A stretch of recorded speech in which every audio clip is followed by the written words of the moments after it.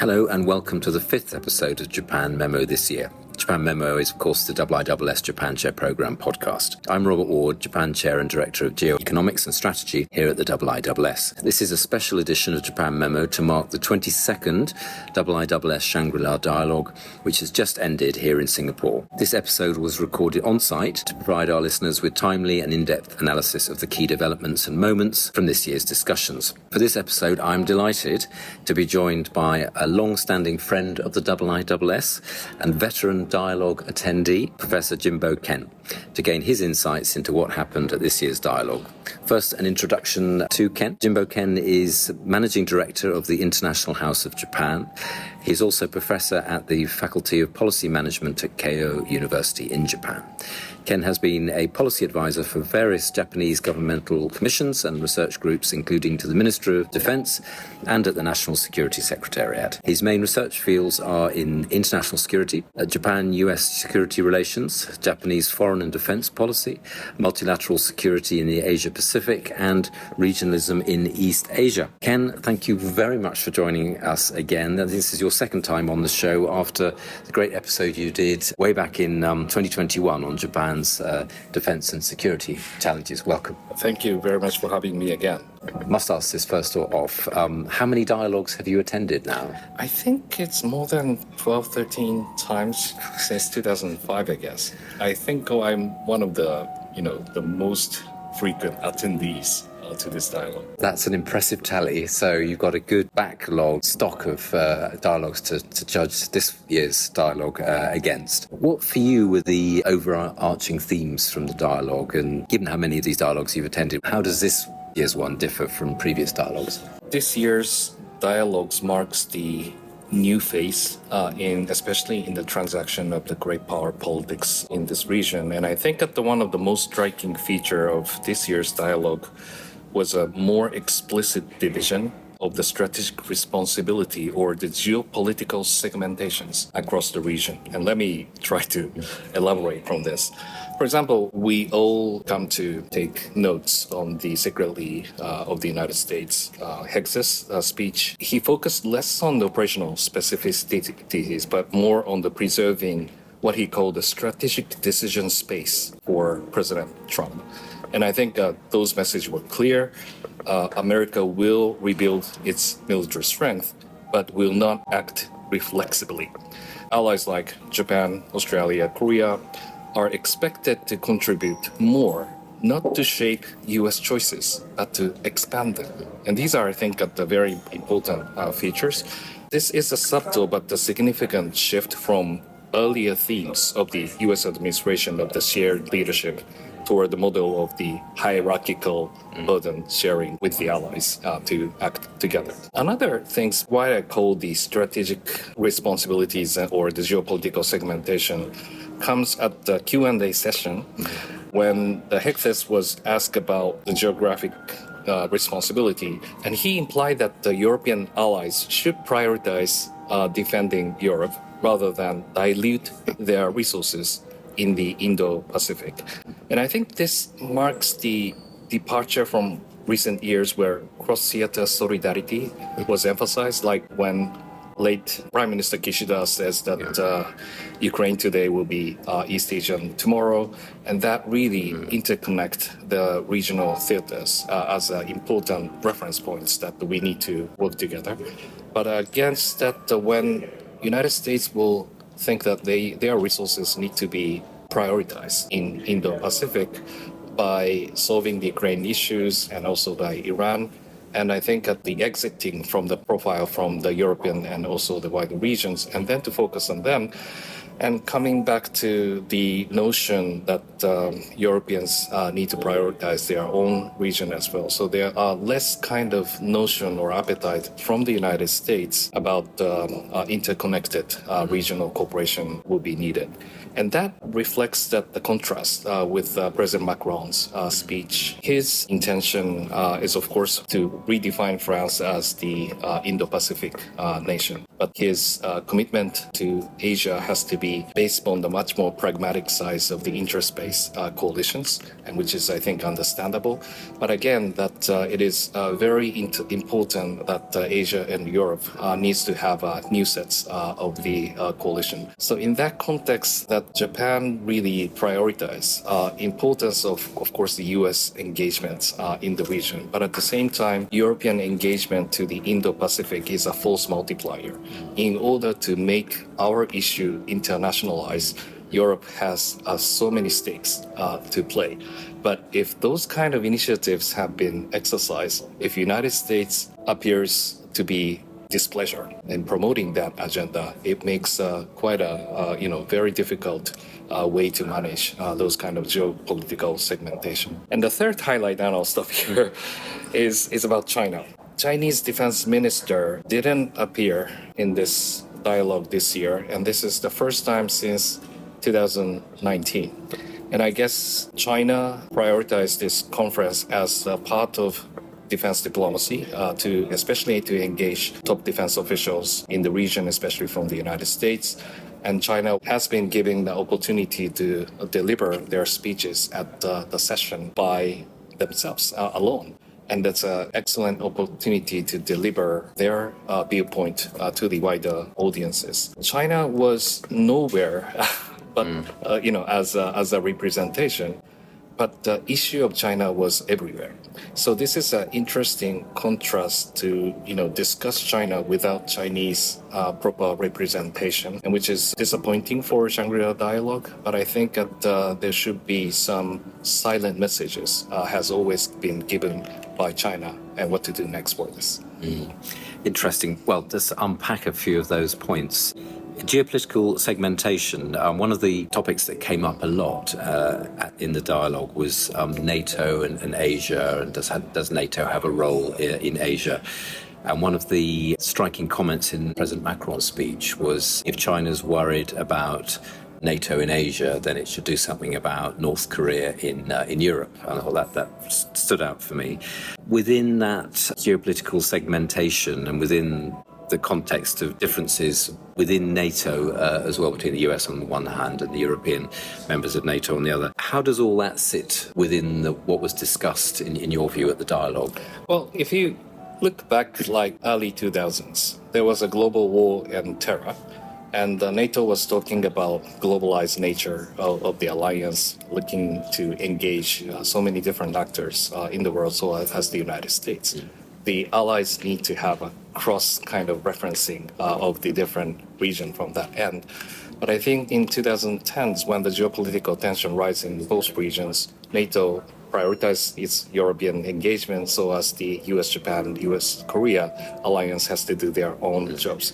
But there's always kind of cross-referencing, notion that has been accelerated by the realities of the risks and threats associated with it. And one of the things is the Russia-China increasing ties on the geopolitical front, including the military equipment, also their joint exercises, and then most symbolically by the North Korea's soldiers are now fighting in Ukraine. In that context, that definitely there are strategic needs to work together, how to deal from the both ends.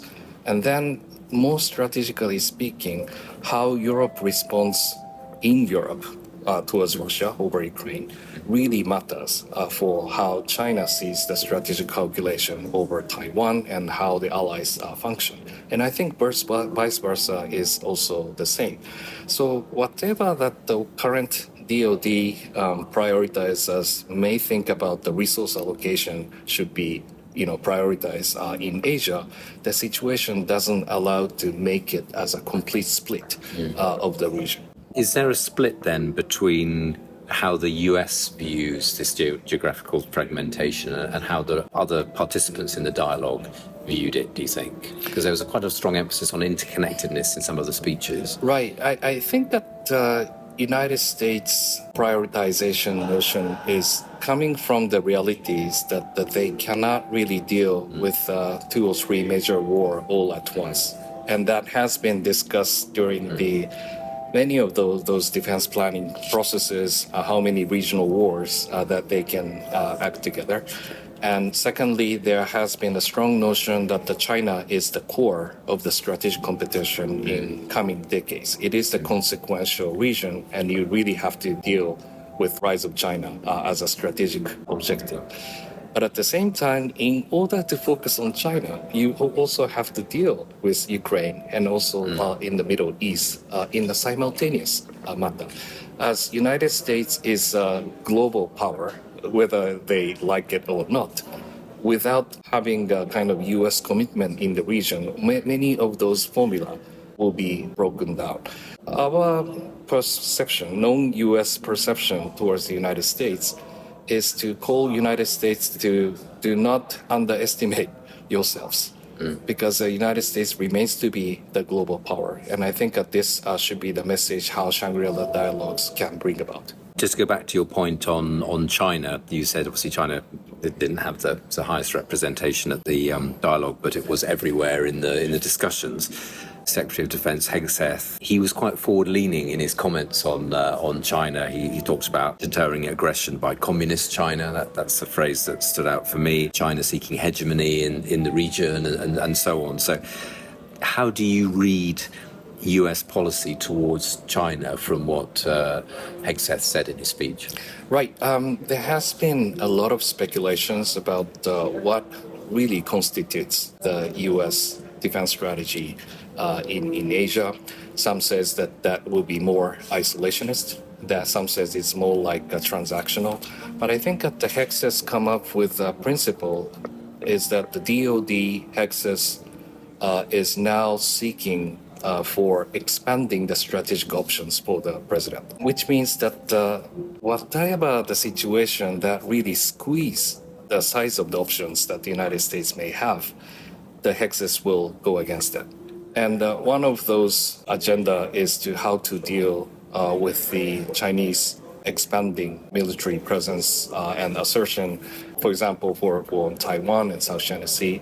Whatever the situation makes the United States need to respond, those kind of situation is something that the United States definitely want to avoid. So that needs to have a more like a peace restraints approaches by stepping up its own military presence in the region, and then to create deterrence and stability in the region, which is a good news for the allies as well. But this logic also directed to allies as well. If allies are not spending enough money for the alliance, that will also squeeze the option for the United States. And if allies can become more assertive in provoking the adversaries to make the situation in a much more towards the crisis, that will also squeeze the option for the United States. And those are something that the United States also need to address. And this also comes to their request that you have to spend more money on the defense in order to maximize the strategic option for the United States. And that is understandable to how to make the deterrence much more workable. But at another sense, there's a remaining logic how to maximize the U.S. commitment in the region. So there will be the allies' concern, even if that we increase the defense budget, it doesn't automatically mean that the United States will commit more to the defense of the allies. So we are very much seeking for what is the optimal level, how to manage the alliance. Hegseth mentioned 5% of GDP, I think, in his speech for spending for the region. Obviously, that's quite a lot more than most are thinking of doing. Clearly, the Trump administration is at pains to differentiate itself from the Biden administration in many ways.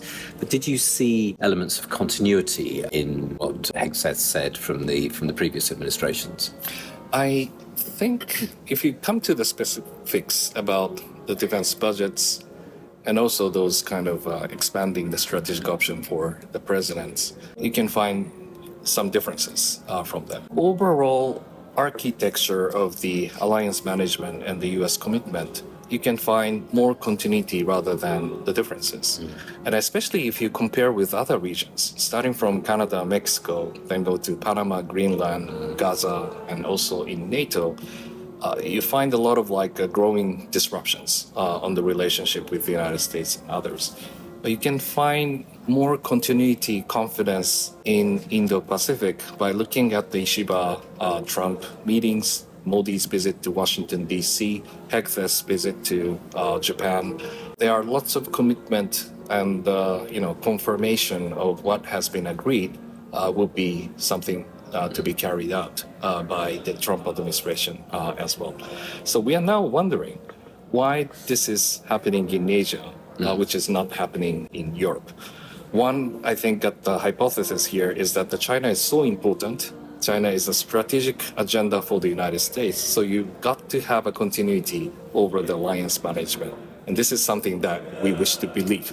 But I think another hypothesis and assertion is that this is the matter of sequence.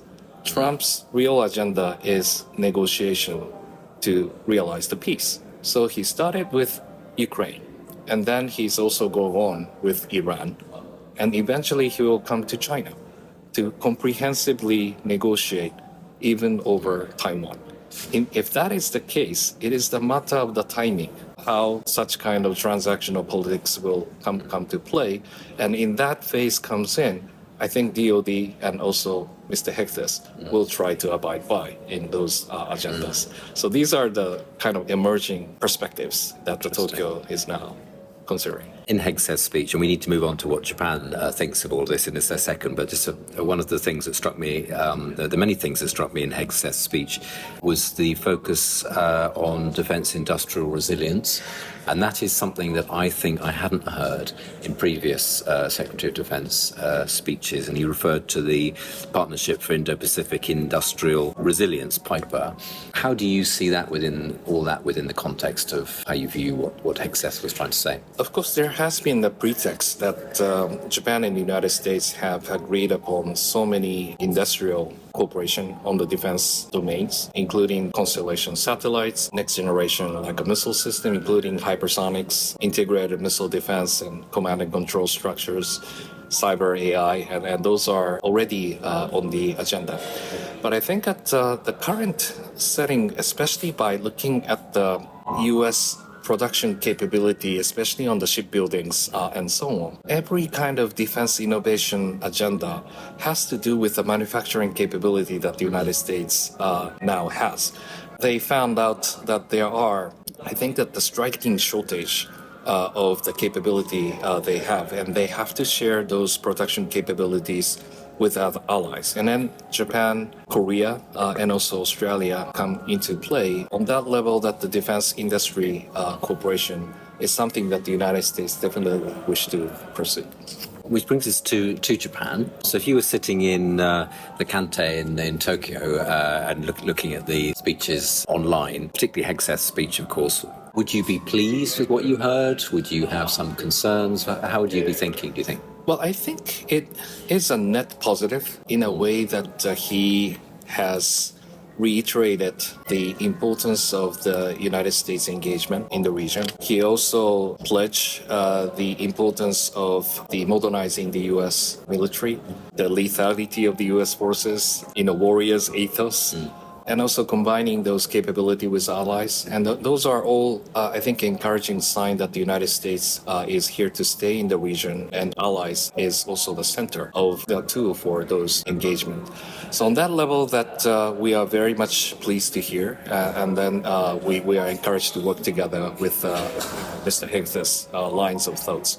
But behind the scene, as I mentioned, why is he promoting this is not for the sake of our allies to defend the values that share with allies together, but it is to expand the strategic options for the President of the United States. It doesn't mean that the United States will here to commit to the defense of the allies, but making it possible for the president to take that options if he was requested to do so.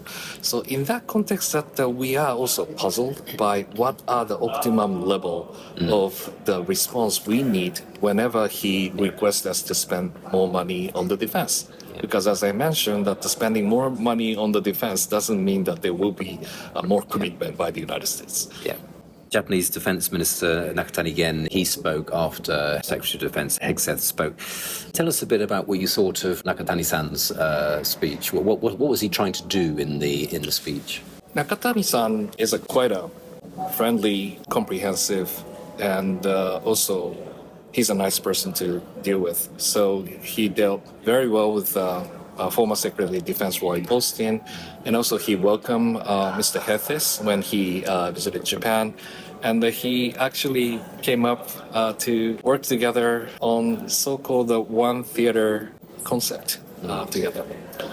And people wonder, what's the one theater shared between United States and Japan, and calling for other partners to be on the same boat, especially the Philippines, Australia. We actually have a new minilateral called the Squad in this defense diplomacy dialogues as well. So this is a kind of the new coalition that has been emerging, highlighting Philippines as a much more layer one player in this minilateral status.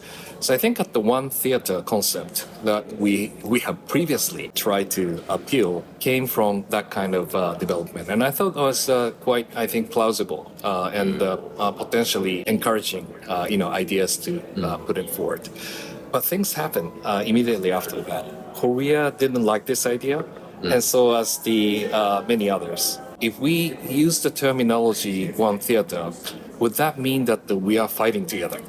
Or we are committing on the joint defense together, and it's quite premature to expand such kind of mutual defense commitments beyond the bilateral allies. So in that context, that Ministry of Defense seems to have reviewed those agenda into a much more softer version, not to kind of provoke the thinking about it is the military concept, but it's more like defense build-up, capacity building, collaboration together, and that comes to the Mr. Nakatani's this year's concept called the ocean.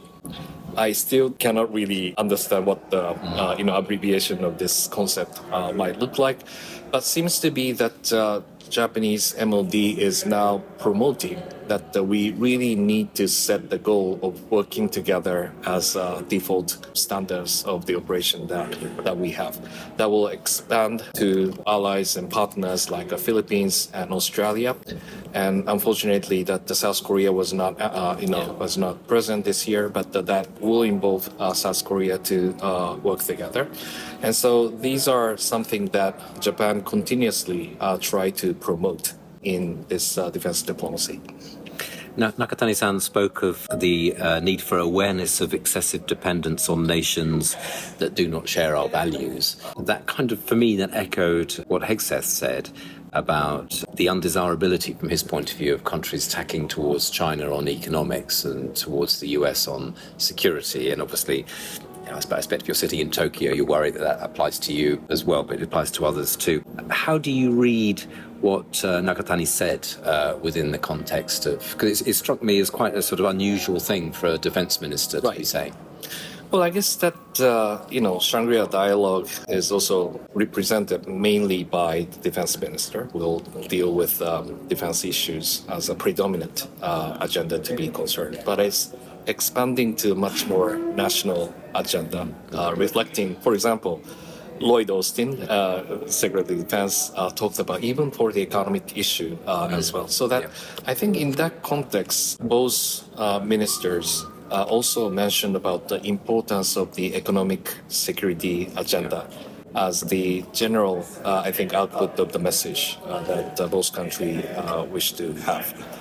Having said that, are we doing on that direction is something that, Robert, you've been working on the economic security, so as the Institute of Geoeconomics that we also promote, having a, daily assessment of what's been happening. Of course, there has been the efforts to avoid leaning on China, depending on China, especially on the critical components, and don't want to have a choke points, to let China to have a coercive approach by over-relying on the certain products and the technologies and materials on this, which will not allow us to have production chains that is needed for the Japanese industry. So you better have to have a diversified kind of investments and trade relationship as much as possible.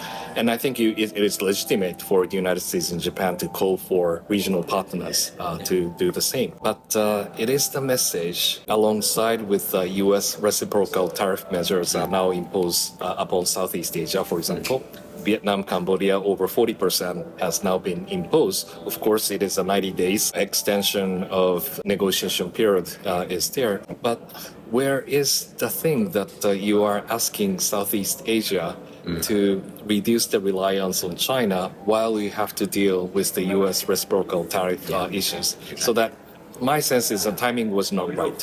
And also, the US has not been particularly engaged sort of in terms of trade architecture in the region since Trump 1.0 pulled US out of TPP. And that would have been an opportunity, if you like, to exert strategic influence economically. Certainly, this is not the great timing for both ministers to offer those agenda as a default. Yeah. Final section now. I just want to quickly ask you, as we're sitting in the middle of ASEAN, and we had a special address by Malaysia's Prime Minister Anwar. There was a very interesting session with the National Defense Secretary of the Philippines, who was very strong in his opinions on China. Right. So looking again from Tokyo at the region, given what you heard in the various sessions at the Shangri-La Dialogue, what's going on here? What does that mean for Japan? I think ASEAN sits at the strategic center of Indo-Pacific geopolitics.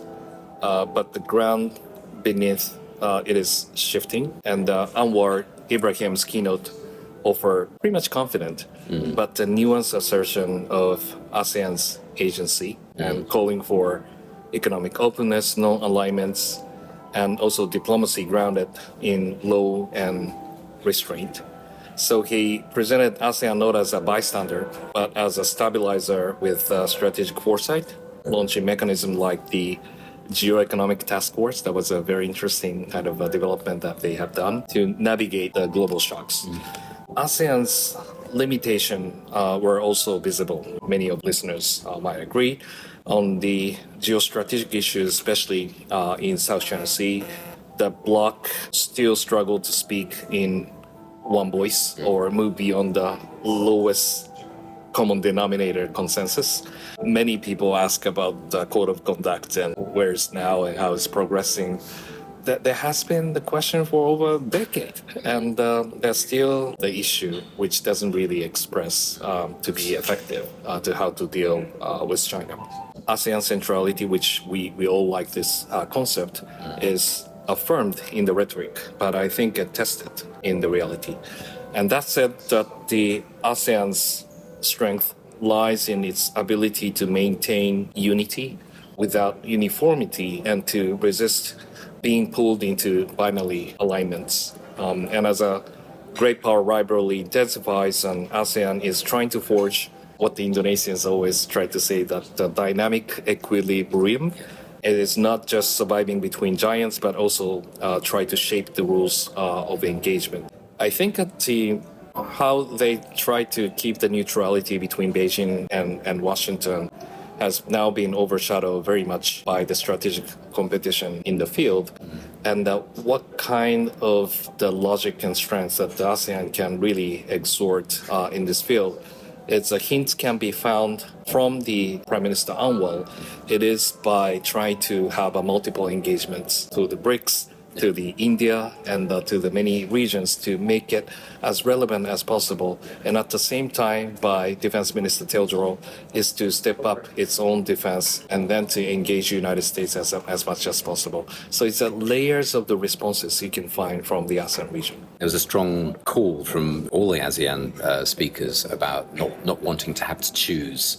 This is a long-standing and understandable sort of strategic goal. Perhaps my last question to you, given how polarized China and the US are and just how intense the rivalry is now, do you think that's a realistic option? I think it is very hard in short term because strategic competition field is now overshadowing ASEAN. So that every moves or decision they takes, it has choices that you need to make. I think you really have to recognize themselves as in the strategic field, and that is a short term. But in the medium and long term, the world is now multipolarizing. The choices that the ASEAN can make is actually expanding because there are emerging economies like India, Indonesia, and also the Eastern Africa and the Middle East are creating a new opportunity for ASEAN, especially on the new trade investment destinations, where to actually have more transactions. And in that context, that ASEAN may have a new playing field in those. But in the next 5 to 10 years, as you mentioned, Robert, this is a very hard choice that ASEAN can make. Nice way to end on a sort of, I think, slightly positive note, that was, that the strategic choices to smaller countries will expand over the long term. So let's end on a positive note. Thank you so much, Ken, for your insights, and of course to the Shangri-La Hotel for their lovely music that we've been listening to during this session. And if you want to know more about what Ken is saying, you can find him on X, and we'll post details of how you can find Ken on X. Ken's fantastic X feed, actually, which I do recommend. We'll put details of that on the show note. The speeches by the various Secretary of Defense of the US, Hegseth, and President Macron, Prime Minister of Malaysia, Anwar, and everybody will be hopefully on the IISS website very soon. So do take a look at those if you're interested in looking at the issues we've been talking about in more depth. Thank you to our listeners for joining us on another episode of Japan Memo. If you have any comments or feedback, please do let us know. Contact us by email on japanchair@iiss.org. That's japanchair, all one word, at iiss.org. And if you enjoyed this episode, do subscribe to Japan Memo on the podcast platform of your choice. And if you want more insightful analysis, and I'm sure there'll be quite a lot coming out from the IISS as well as from Ken and his colleagues, I encourage you to look at past research from the Japan Chair Programme and the IISS on our website, and as I said, on Ken's X feed. So thank you, listeners. Thank you, Ken. Thank you very much. And see you next time. Goodbye.